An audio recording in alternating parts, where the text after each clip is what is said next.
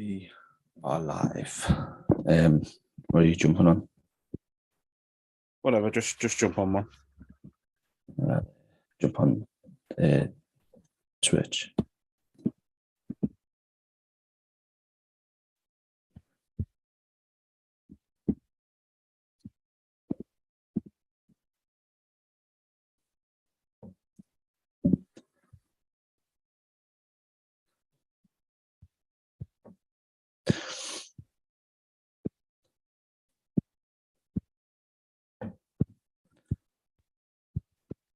I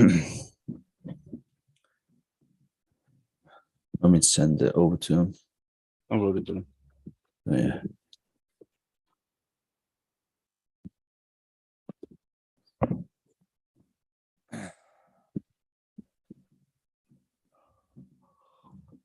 Oh.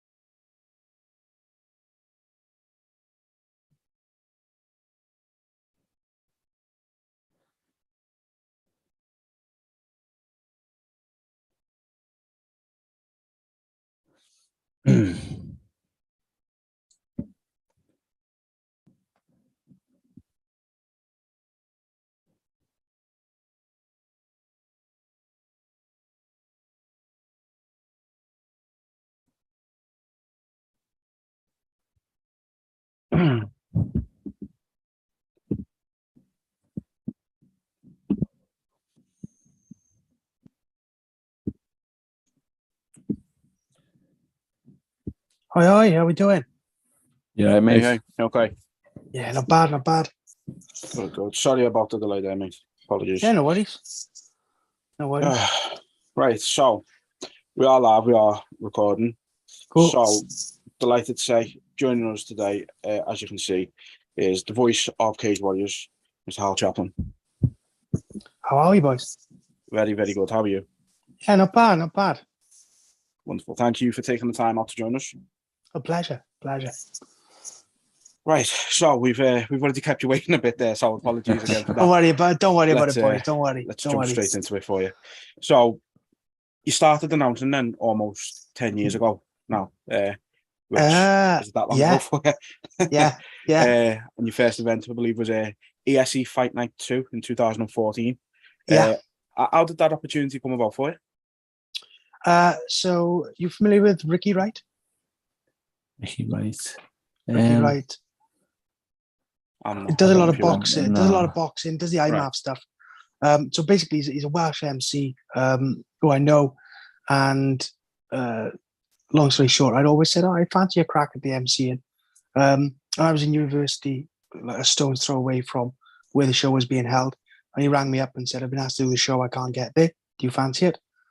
And that was it. That was me putting my my River Island suit on, catching a train a couple of days' time, and yeah, giving him my best shot for a bit of beer money, I suppose. But yeah, that's how it started. Nice. So what was the sort of inspiration to jump into MCing? I don't know if there was something like an inspiration as such. I love the sport of MMA. Always have. Like most people, I suppose, everyone wants to be a fighter.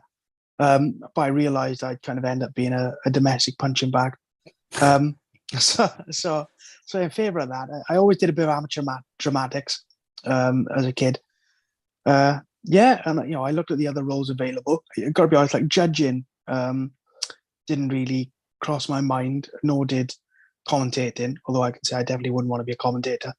So I looked at refereeing, I looked at MCing, and I thought, yeah, you definitely get less flack as an MC than a referee. So that was it. I thought I'd try my hand down that route if I could. Nice. Had you been involved in MMA in any other ways before this? Yeah, so I started training MMA just training in general. As a kid, I was about 13 or 14, I think, went to Lady Combat, which is now Show Mixed Martial Arts. And that was my first introduction into MMA. My first introduction was actually the UFC game on Xbox. That was my first introduction into it. But yeah, that was my first introduction into properly training and really getting involved in it. Yeah. And in regards to that, like first event that you did, can you remember your emotions in the run up to that event? What they were like in that? Yeah, I remember getting off the phone and I was thinking, nice, this will be good fun. And, I took a couple of my mates with me and I thought, it'll be good fun, it'll be a laugh. And there's nothing more to it. I just walked around waking up the day of the event. I was like, a little bit nervous now. And fast forward, like they stuck a microphone in my hand in a rugby club. And we had like 200 odd people there who were all pretty oiled up. And I just remember standing there and my right leg was shaking uncontrollably. I thought, this is weird. I know, if I shift all my weight onto it, it'll stop. So I did. And lo and behold, then my left leg just started going uncontrollably as well. So yeah, nervous beyond belief. But we got the job done. Yeah, brilliant. So obviously, moving forward, you managed to get to work for Cage Warriors. How did that come about? Was that just through? Did you have to apply for that, or did they approach you? How was that worked out? No, they approached me. They needed someone initially for Cage Warriors 99 in Colchester on about a week's notice. And James Webb was, I think, it was the main event. They needed someone on a week's notice. I had a phone call asking if I'd be interested, and I said yes. And then moving on from there, then I had a phone call in February. I was given Graham's number. I was told to give him a ring. When we had a conversation, and he basically said, "Do you fancy being my MC moving forward for Cage Warriors?" And that's kind of it. That's how the Cage Warriors gig came about. I did that one-off show, and then they obviously had Cage Warriors 100 in December, and then I spoke to Graham on the phone in February before Cage Warriors 101 in Liverpool, and that was it. That brings us sort of to where we are today. Yeah. I mean, you've been a big part of the organisation's growth in the last decade or so. Like, what's that been for you? Like, how amazing has that been for you to be part of it? I thought you're very generous in saying a big part. Definitely a small cog in a big machine. But no, it's been great. So I remember as a kid, like before watching the UFC, I remember watching Cage Warriors. They used to have reruns on, I think it was like Extreme Sports or something. There used to be reruns of the Cage Warriors events. So the first real MMA that I watched was Cage Warriors. So to be a part of it was incredible. And like I already held the promotion in pretty high regard. So to be a part of it and see it moving forward and just going from strength to strength, especially with being able to put on lockdown shows and kind of get recognition from the government and do those and really, really being like a leading light in terms of European MMA is a privilege. That's the best way I can describe it. You're privileged to be in this position, privileged to be able to introduce and watch some of the most talented fighters on the continent and on the planet, and to play your little part in their journey. So yeah, privileged. How can you say you're not a big part of it? That's like saying Bruce Buffer isn't a big part of UFC. You know what I mean? You like introduce the fighters and get them all riled up in the crowd and everything. I don't know. Look, I was speaking about this recently. Actually, nobody buys a ticket to go and watch Bruce Buffer. Nobody buys a ticket to go and watch Michael Buffer. Right? They're brilliant. Brilliant MCs in their own right, but no one buys a ticket to go and watch them, right? Everyone's there for the fight. They're They're a bigger cog than I am in the machine that is the UFC and professional boxing. But yeah, I don't know. Not a huge part. I just play my part. But fans do go for the entertainment and the energy, and the MCs provide that as well. That's true. Yo, look, as long as I'm helping people have a good night, I don't mind. There you go. So speaking of Bruce Buffer, I read somewhere that you are nicknamed the Welsh Bruce Buffer. Is that a bit surreal for you when people sort of give you that nickname?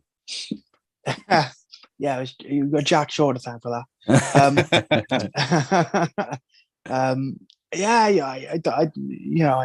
I don't put too much clout to that because you've got your own style. Do you know what I mean? Everyone's got their own style. You know, you have people who inspire you and people you look up to, and especially when you're starting, you think, what does he do? What does he do? What do they do? You know, how can I tweak it? How can I take it? It's a compliment if anyone ever puts my name in the same sentence as Bruce Buffer, but I very much like to think I also have kind of my own unique style or my own twist on the way I do things. Yeah, and that like led in perfectly to our next one. You know, you mentioned there have your own style, but it's difficult to come up with your own style and make it your own while announcing. So, compared to Bruce, how did the thing that you say, let's throw some leather, you've got that. Yeah. Bruce says it's time. Is it sort of like that catchphrase sort of thing that you've got to think of and make your own as well? I don't think you necessarily have to. Like, I was announcing for a while, I didn't have a catchphrase or anything. I used to, if anything, I used to say what came to me. Is it hard not to try and emulate another MC? I guess initially, early doors, it is, because you're going off what you've seen and what you know. Like that first show, there is a video somewhere. I won't dig it out for you, but there is a video. And I put it on this terrible American accent, and it's just awful, And but that was where I'd seen at the pinnacle of the sport. But then as you go on, different people speak to you and chat to you, and somebody that I trust an awful lot said, what basically put me to the side and was like, what on earth are you doing with that stupid American accent? So, I knocked that on the head. And then it's just a case of, you might find one or two things per show and you think, oh yeah, I like the way I did that, or yeah, let's tweak this. And eventually over 50, 100 shows, when you tweak a couple of little things, then you see a big change. So yeah, but yeah, in short, initially, I guess it is hard not to emulate other MCs, but then further down the road, you find your own style. You work your way into the role, as it were, and yeah, you find your own little niche. Yeah, definitely. How did you come up with let's throw some leather? Like, was that just something you'd done on a previous show and it was like one of those things? Yeah, my dad has to take credit for that, to be honest. I was wandering around the house and I was like, some people sing in the shower, right? And I announce, the acoustics are great. He plays better in your own showers, the MGM Grand. I don't care what anyone says. Anyway, basically my dad, I was walking around the house and he said, what about let's throw some leather? The gloves are made out of leather and every fight starts on his feet. All right, yeah, okay. Yeah, we'll give it a go. So I gave it a go and I thought, it's not too bad. We can jazz it up a bit. And so yeah, I got him to thank for that. Otherwise I'd be saying something awful. I haven't copped too many weird kind of Ann Summer-esque memes for it yet. So yeah. That's nice. That's always hasn't been ruined for you just yet then, no? Not yet, no.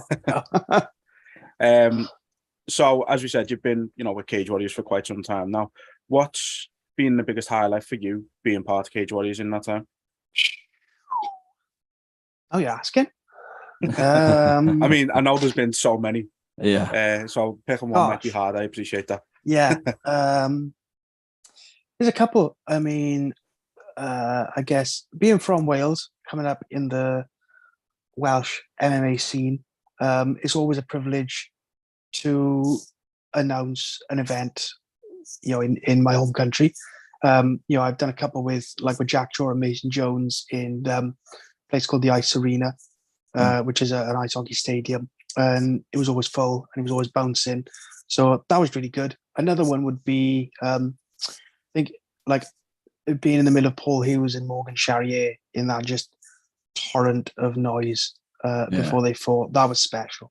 At the York Hall, that was really special. That was something you look back and you think, God, that was a moment in time, and you were a part of it. That's probably got to be it. That's up there. I think that's my highlight. I would imagine that was insane. As people say these days, it's a core memory. Yeah. So obviously you mentioned you are a big part of it. You've been a big part of it for some time. Do you have any intentions of going into any other promotion like UFC or Bellator or anywhere like that? I'm not. I'm not actively kind of seeking or looking in that direction. I'm very happy. I always say this. I'm very happy with where I am. I believe that Cage Warriors has got one of the best teams in terms of matchmaking. One of the best teams of any other organization on the planet. I think we put together some of the most exciting fights. And I work with a great group of people, and I think that accounts for a lot. I'm still nearly 10 years into my career as an MC or ring announcer, but I'm still relatively young. I'm just enjoying the journey, and I'm happy with Cage Warriors. And I think I'm honestly working with some of the best people in the world in their chosen fields. So I don't think I can ask for any more this time. Yeah. You get to see a lot of the talent come through as well, don't you? Yeah, exactly. Great thing. Yeah. See some great matchups. Yeah, absolutely. No, there's a reason it's seen as the biggest promotion and biggest and best promotion in Europe. So yeah. No, it's great. So you mentioned obviously being friends with Jack Shaw. He's obviously doing really well in the UFC right now. How good is it being such good friends with him? How good has it been for you to just see his rise in promotion? Yeah, it's one of those things. We went through school together, and obviously my start was at his dad's gym. So I've always seen that he had kind of talent and potential and bags of it. So just watching that kind of meteoric rise it's been mad. The best way to describe it, probably similar to you boys with Paddy to a certain degree. Yeah. I remember going to watch one of his first amateur fights, and that was great. And you keep watching, and all of a sudden, like a few more people join the bandwagon, a few more people. All of a sudden, you look around, and there's loads of people. Where did all these people come from? Yeah. where did you all come from? Like, what are you doing? But no, it's been good. He's a great guy. He deserves every bit of success he gets. And yeah, it's been amazing to watch. It's been great. Yeah. Is it right that you're a teacher at in the time? Yeah. Yes, it is. Yeah. That must be like a great role for you. Like, it must fill you with like immense pride to be able to do something like that as well. Yeah, it's good. I think that the difference you can make to kids' lives is the big one for me. So I work with kids who have like behavioral issues and special needs. So there's a bit of a mix. And some of the kids that I get just, they maybe they don't have the support at home or anything like that. And weirdly, I find also doing the MCing sometimes makes me a little bit more relatable. Or I can pull in some kind of story of a fighter who's made a success for himself, who was in a bit of a rut early on. So yeah, it is rewarding, but weirdly, the MCing's also had a pretty positive impact on it too. Because I can be more than just a teacher. I can do more than just teach them how to read and write and all that stuff. You can give them a bit more kind of advice and try and steer them in the right direction. Yeah. Yeah.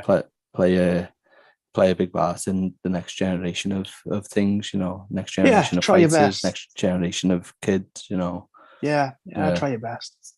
Yeah. Do you ever give any of the students or even staff members do they ever get the Cage Warriors treatment with a big intro? No, there's the kids, no, like unless like I know, like if you've got a kid who's really into wrestling, who's like nagging me, and it's nearly 3:30, and they're nearly going home. Yeah, right. You can have one. If you promise to shoot out the door straight away, I'll give you one. But my colleagues are the worst for it. To the point where sometimes I'm like, look, we're in a crowded pub.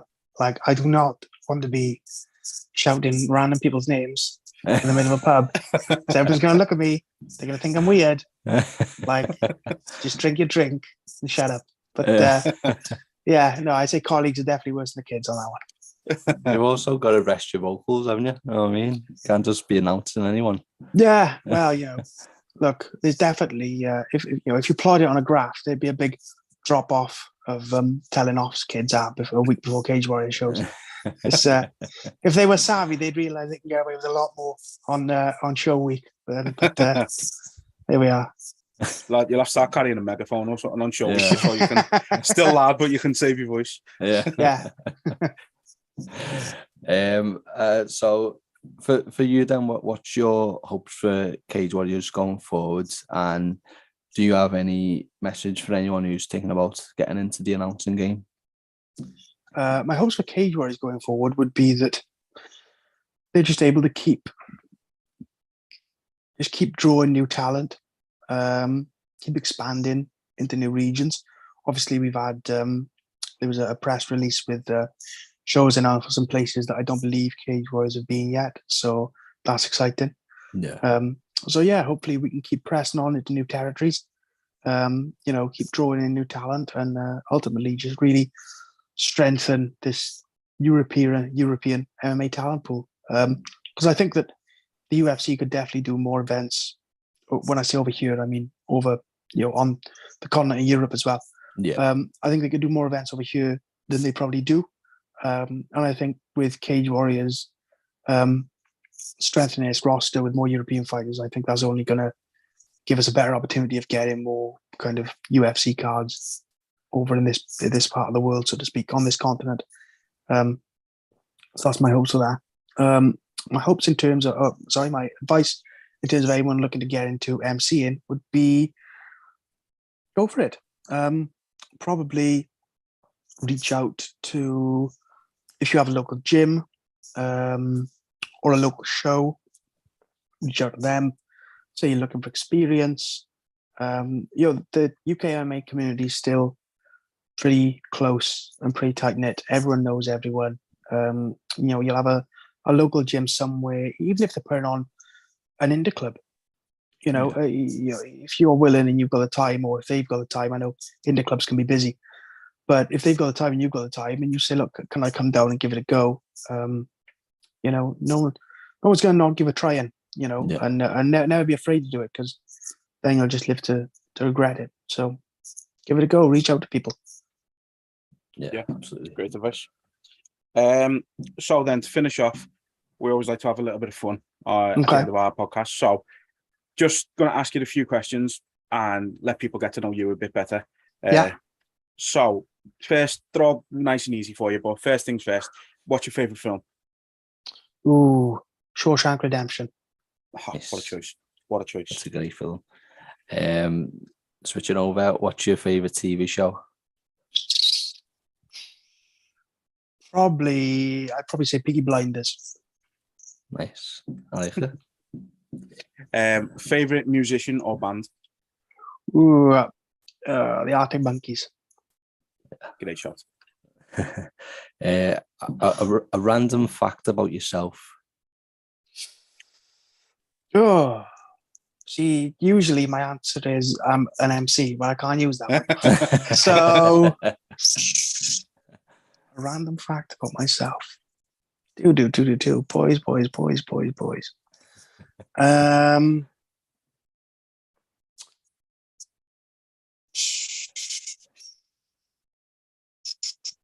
My God, I realize how boring I am outside MMA. I'm a teacher.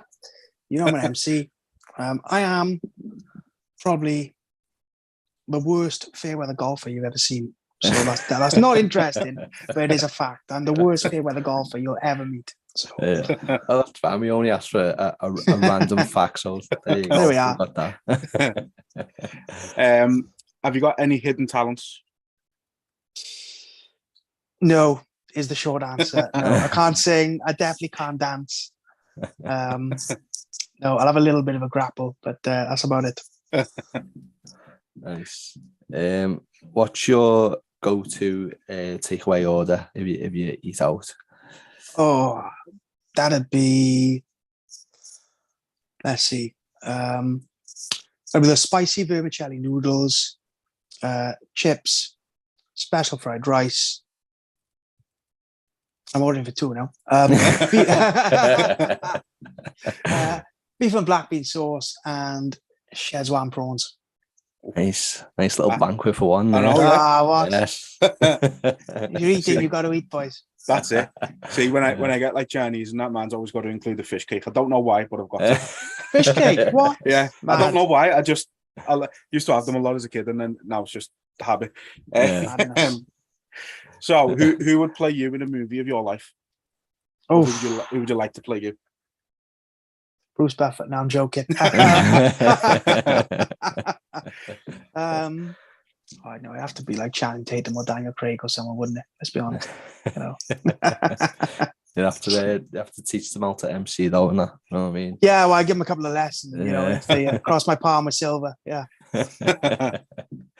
And the last one for you, mate. If you could choose any superpower, what one would you choose? Flight. Flight, yeah. Flight Nice. all day. Yeah. Wouldn't have to worry about trains or anything like that. Just straight No, off yeah. to where you need to go. Well, look, what fuel price rise? I haven't had one. So it's all about saving money to fly. Yeah. Right. Yeah. And it's clean energy. You know what I mean? Yeah. You're not causing the planet any issue, are you? No, well, I mean, I don't know how people fly, so but I assume not. No. Yeah, can't imagine there's too many CO2 emissions there. Can't imagine. So no. No, Hal, thank you very much for joining us this evening. Really you, appreciate boys. the time. It's been an honour and a pleasure speaking to you. It's been great. It's been a good chat. Enjoyed it. And again, we do apologise for the delay. That was on my part, so I apologise for that, mate. Don't worry about it. Don't worry. Not a problem. Well, we'll see you in action again very soon. Cage Warriors Wales coming up. Yes, yeah, you will. So we're looking forward to that, and great for you for it to be in Wales as well. So yeah, right on my doorstep. Nice. That's it. Yeah. Win-win all around. You can fly there, can't you? That's right. Yeah. But yeah, no, thank you again, mate, and enjoy the rest of your weekend. Awesome. Cheers, boys. Have a good one. Thanks, care. mate. All the best. See ya. Ta. Nice one. Ta.